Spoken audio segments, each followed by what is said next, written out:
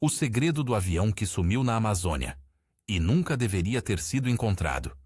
Esse avião desapareceu em 1970, mas o problema nunca foi a queda. Foi o que continuou lá, 20 anos depois, 23 de maio de 1970. O som não fazia sentido, não era alto, não era rápido e definitivamente não era estável. Era um ruído irregular, metálico, como se algo estivesse sendo forçado a continuar funcionando. Moradores de uma pequena comunidade às margens de um afluente do rio Madeira olharam para o céu. Viram apenas um vulto, um avião pequeno, voando baixo demais. E então sumiu, sem explosão, sem fumaça, sem rastro, só silêncio. E por muito tempo foi assim que a história ficou. Um acidente comum. Mais um desaparecimento engolido pela Amazônia. Mas o que ninguém percebeu é que aquele silêncio não significava fim. Significava que algo tinha sido interrompido, não finalizado. A região onde tudo aconteceu não aparece em mapas comuns. É um lugar onde caminhos somem, rios mudam de direção. E histórias são abandonadas antes de serem totalmente entendidas. Foi ali que o nome de Elias voltou à tona. Na época, ele tinha 12 anos. E foi uma das últimas pessoas a ouvir o avião. Mas isso não foi o que marcou ele. O que marcou veio logo depois. Enquanto o som do avião ainda cortava o céu, o rádio antigo da casa começou a falhar. Chiado, interferência. E então, uma voz. Não era um pedido de socorro. E isso é o que torna tudo estranho até hoje. A voz não estava desesperada. Não gritava. Ela era baixa, controlada, quase como alguém tentando não chamar atenção. Como se tivesse algo, escutando. E o que ela disse foi simples. Não procurem. Naquele momento, ninguém levou a sério. Era só uma criança. E histórias assim desaparecem rápido em lugares onde a sobrevivência fala mais alto. Mas nos dias seguintes começaram os sinais.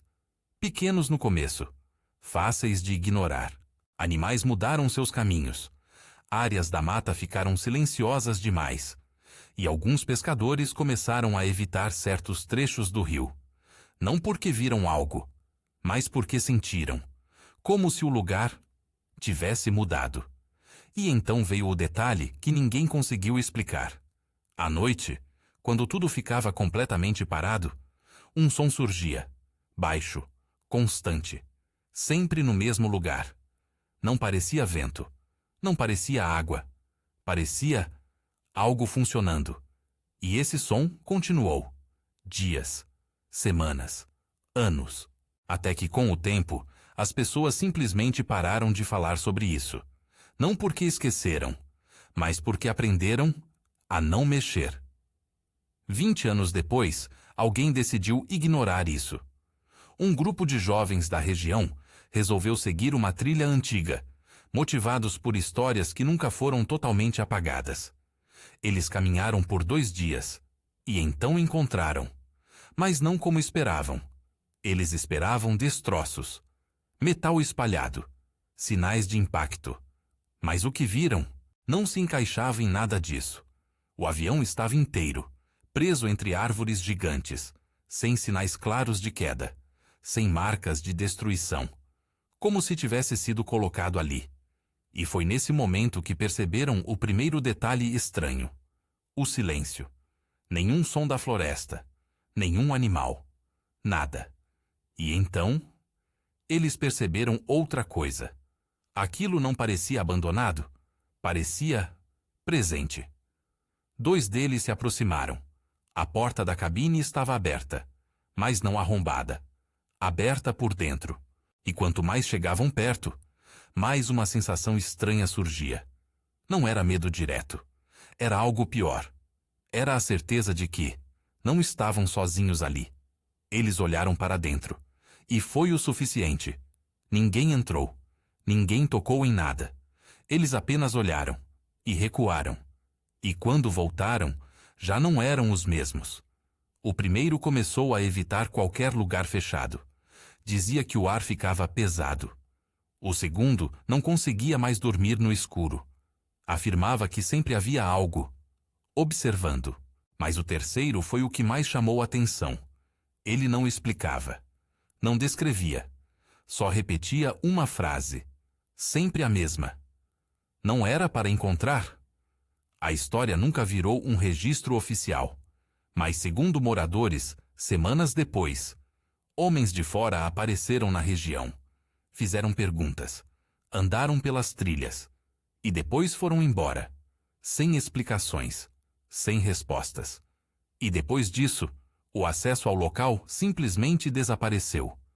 Hoje, ninguém mais vai até lá. Não porque é impossível, mas porque ninguém quer.